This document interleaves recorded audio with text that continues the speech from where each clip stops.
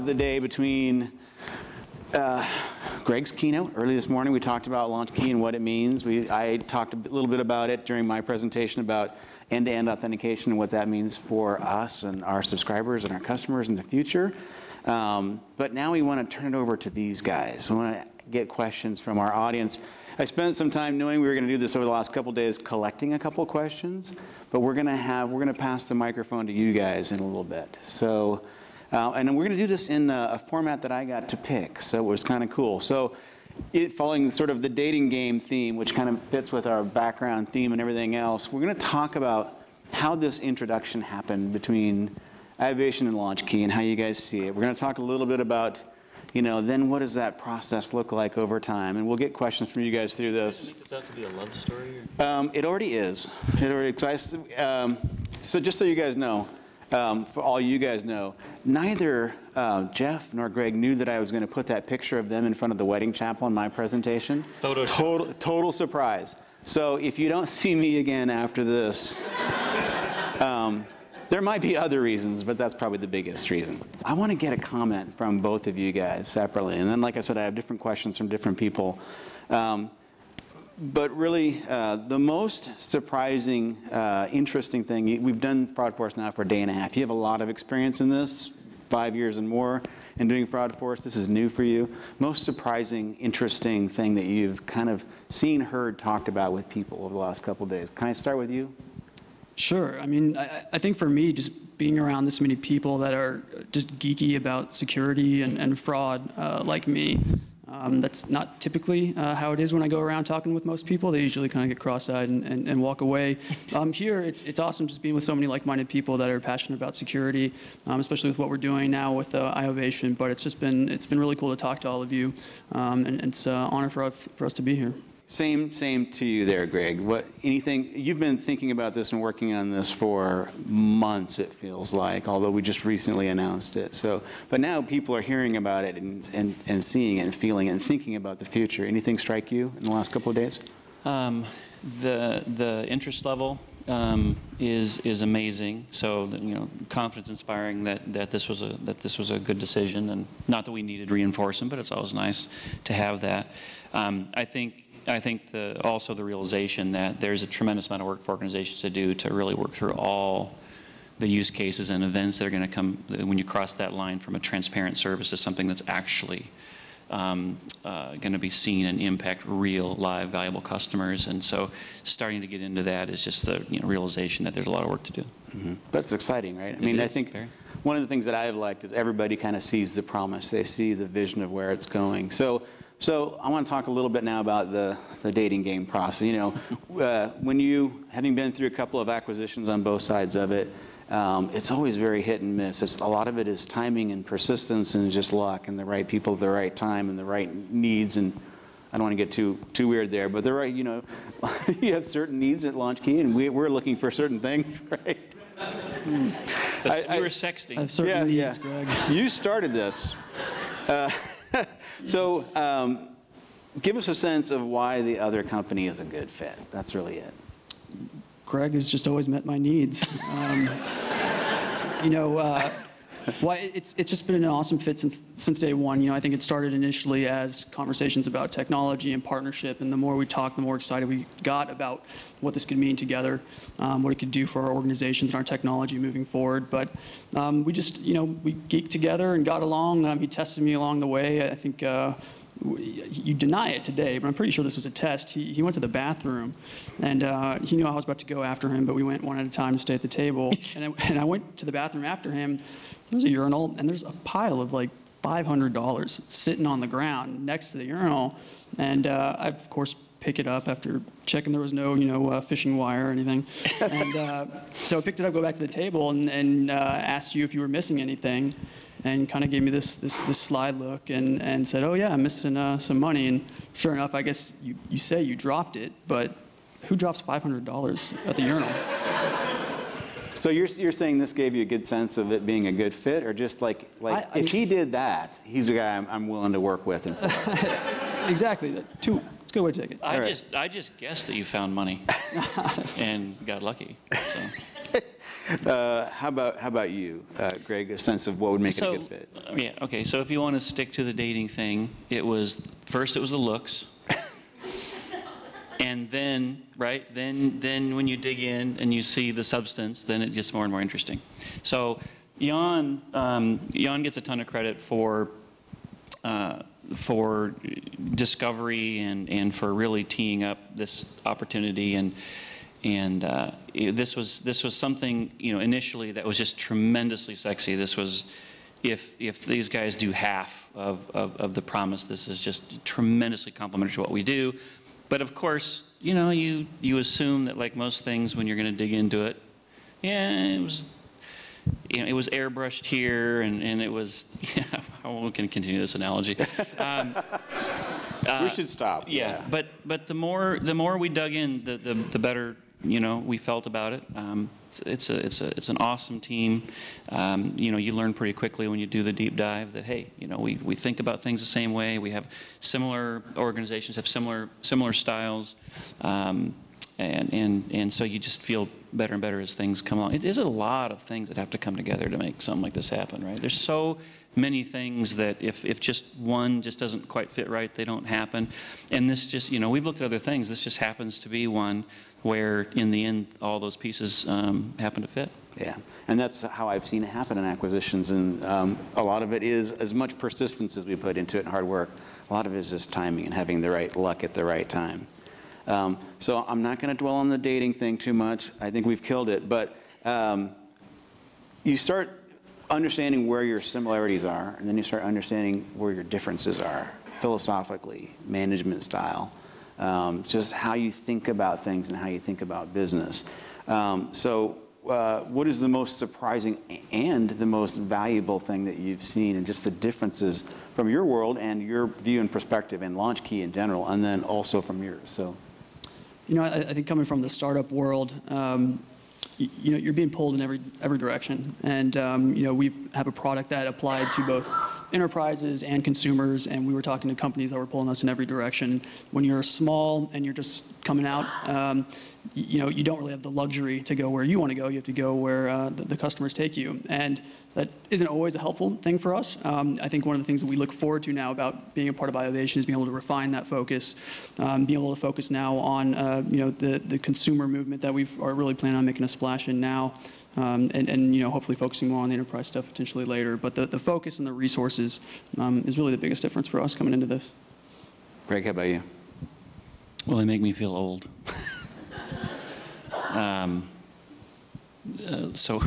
So Jan and I, on one of these trips, we're like, all right, you know, we're gonna it's now getting to the nitty-gritty. We need to, you know, figure out some of these finer points. So we're just gonna, you know, outlast him. We're gonna take him to dinner. We're gonna take him to drinks. You know, we don't sort of think about the fact that he's like half our age and has lived in Vegas, and I mean, like, you know, but we did our best, right? And it's like 3 o'clock in the morning or something, and he looks over this table at me, and he's like dead serious. This is not like he's being funny or joking or whatever. He looks at me and he's like, you know, are you guys all right? Like, I think is this past your bedtime? I mean, I think It's getting late. I think he was dead serious. So aside from that, what goes along with that, I think, youthful optimism is there are some things that we don't see the same way. I think the good news is it doesn't matter which one's right or wrong, because we agree on sort of what the ultimate outcome is, but he's way more optimistic than I am about certain things. Death of passwords, for example. I think Geoff thinks that maybe by the end of next week, they might be gone. 2 weeks. And, you know, I tend to be, you know, more of a curmudgeon. I tend to think that there's a lot of customers out there that are used to doing things a certain way, and I definitely buy into that vision of having a path to a password-free, password-less future. I'm totally bought into that. I think it's going to take a long time, but I guess it doesn't matter. You know, we agree on the same path. Yeah, that's right. We know the right road. It's just how long it's going to take. And what you're looking at, I think, is the adoption curve, right? Because as a startup company, you're always looking at the early adopters. They're the ones that are most interested in what you're doing. And we tend to look at everybody on that curve, all the elements of that curve. going to start taking questions from you guys. So like Teresa this morning, if there isn't a question, we're just going to start picking people. I'm probably going to pick Doug first, just because I can see him right there. But I'm going to have another question here. Pick somebody else. Do that. But start thinking about questions. And or if you have a question right now. Pick the people who are looking down at their lap. See, everybody's like, they're all up right now.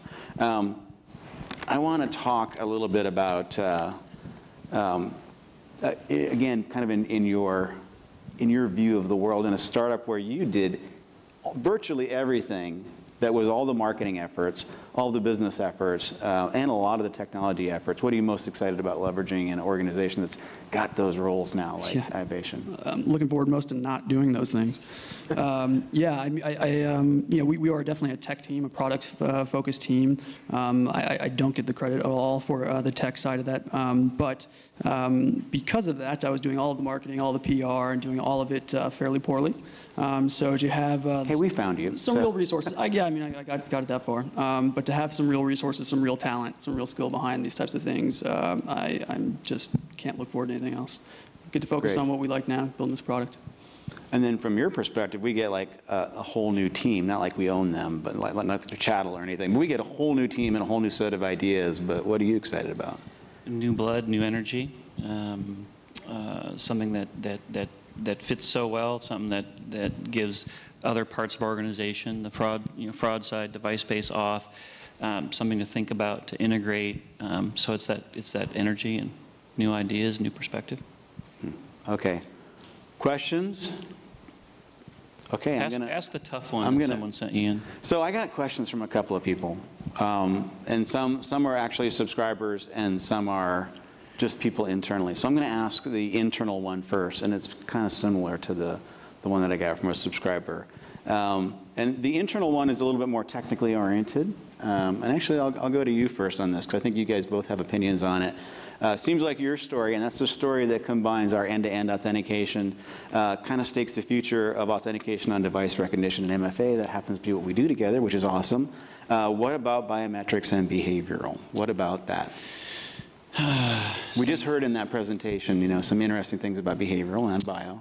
So, so far, our view of behavioral is very different than what the market is typically thinking about of behavioral in an authentication sense. I personally think it's more valuable, but I might be biased. But our view of behavioral has been long-term behavior.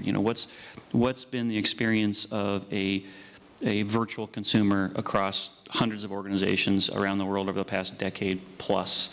And my view, my very biased view, is that longevity and the experience of that customer, their behavior, if you will, over the long term is a much stronger indicator of who's real, who's good, who's bad, than the behavior within an individual session. But I do get it, that this is the new, sexy, behavioral position of device, how it's being held, the distance off the ground, background noise, all these interesting things that are possible. And so the market, if the market demands it, we're going to have to do that. I'm skeptical as to the value add, but we're going to let the market decide how important that is to have. On the biometric side, I'm also skeptical for similar reasons as to some of Teresa's comments this morning about digitize something, vein pattern in my wrist, my fingerprint, and now you have to assure that it's being created in real time and not captured and digitized and replayed. And so if there are better, simpler ways to know with absolute certainty this is my customer, that are easier, less things to go wrong, I tend to gravitate toward, maybe it's the age thing, the simple, tried and true, what's sufficient. Right. And from your perspective, you've been doing biometric to a degree, working with the biometric MFA part of it. But how do you see, those get a lot of press. And we're going to, if you at RSA, at that big security event, there's a lot of big signs and banners for people doing behavioral and biometric. But how do you feel about that overall? I mean, I think behavior is necessary for context, and context is a necessary part of authentication. And I agree with what Greg said about that. I think as far as biometrics go, though, like she said this morning, you can't change your handprint, you can't change a thumbprint or your DNA or anything else like that. And there is some value, this is probably the only positive thing I'll say about passwords, is that you can change it. And you can scrap it and you can throw it away, and it's not a big deal, hopefully in the long term at least, if it gets compromised. But your biometric data, you can't change that. And we live in a world now, and we know what it's like to live in a world where there's password breaches, but we're just now entering the phase where we're going to start to learn what it's like to deal with biometric breaches and the consequences there. And I think we have to become more risk aware when we use authentication. And there are definitely safe ways to use biometrics, but we also need to realize that there's a certain inherent risk to using biometrics as well, and we should only use them in limited capacities in specific ways. Great. So I'm gonna ask the pardon my language, the WTF question that I got from somebody that was like, it was very well phrased actually, but I could tell between the lines it basically was authentication, authentication, authentication. I've been a fraud manager for 15 years. Are you guys not doing fraud anymore? All I've been hearing about is authentication for the last day. So you first, what's your response to that? And it's a subscriber that you know and love, so. Yeah. So being nice. So I think that this is mostly about the new shiny object, new shiny toy, whiz bang, wanting to talk about the future and where we're going. Our acquisition of LaunchKey is in absolutely no way an indication that we're spending any less time on fraud and abuse. If you look at the teams and you look at the investments that we're making there, that's not slowing down. If anything, it's going to get better with this acquisition in the sense that I would remind folks that this is a totally legit question. It's like, hey, wait a minute, I do whatever it is I do. I have no persistent accounts. How does authentication possibly help me? Well, it does.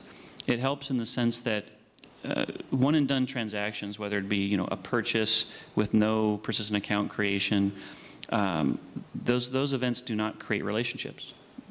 What creates relationships in our system is access to persistent accounts that are validated by our subscribers. That's how we build relationships between devices. So for someone who doesn't have a need for, directly anyway, authentication, my comment would be that the more that we can learn, the more that we can see consumers across multiple types of businesses, and the more connections we can make between the family of devices that they use, the better job we can do of authenticating good transactions, approving good transactions where authentication really isn't, part of that process. The ability for us to see relationships that would otherwise be missed because of our linking of devices elsewhere. So there is absolutely value across the consortium. The more we see, the better we get, the more accurate it gets. But the investment that we're making in fraud and abuse management isn't slowing down. So I have a little bit different perspective, but the same kind of question back to you, Geoff, is, and I think this was mentioned in Mr. Gould's presentation too, the importance of context and risk, and I mentioned it earlier.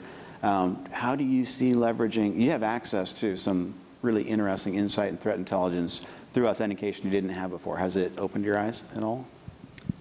Yeah, I mean, absolutely. It's why we're looking forward so much to using the fraud data that iovation has, because the way in which we need to authenticate the various mediums in which we authenticate to are just diversifying all the time, and that means we don't want to really put a burden on the end user in terms of multi-factor authentication. I think that's always the biggest concern, is I don't want to pile a big hassle on top of the end user, because we know end users will typically not adopt that.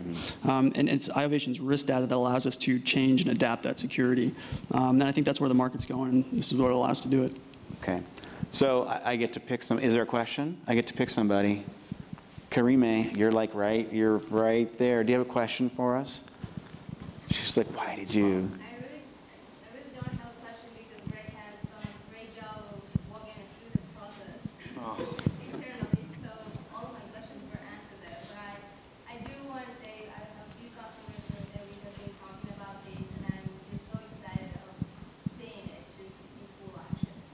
So we will have a demonstration tomorrow that Mr. Olson and Mr. Waddell will do in the afternoon. That'll be great.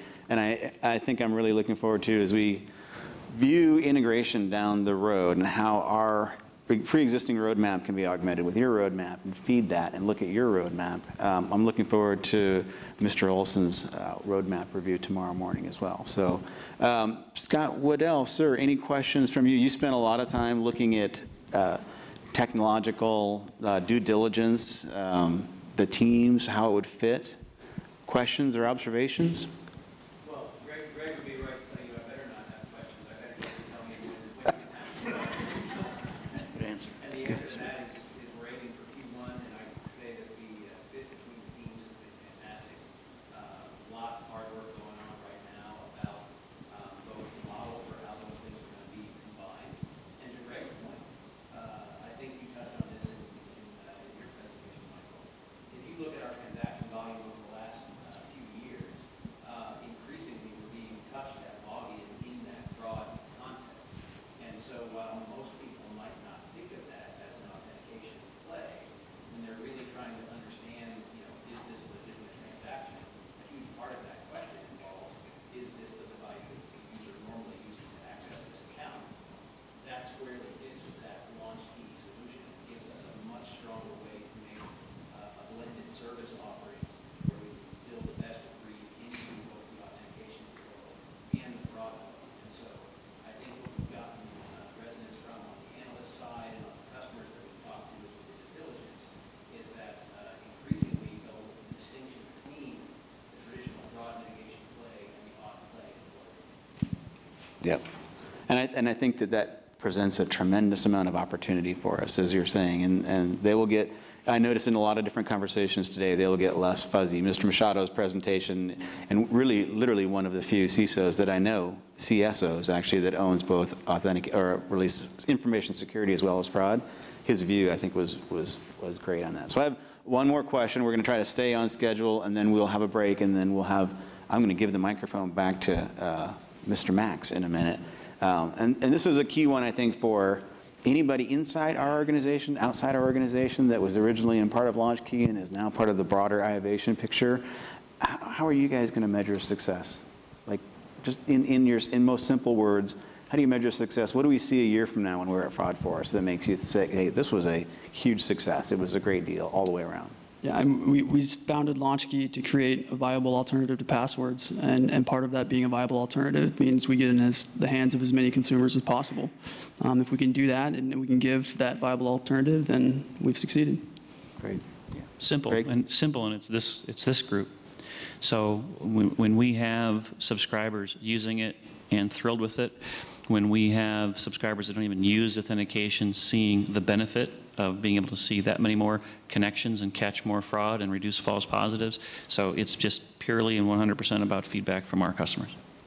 Great. So look forward to more in the roadmap tomorrow in the demo that we're going to do for LaunchKey. And I'm going to turn it back over to Max. Thank you guys very much. So thank you, Greg. Thank you, Geoff.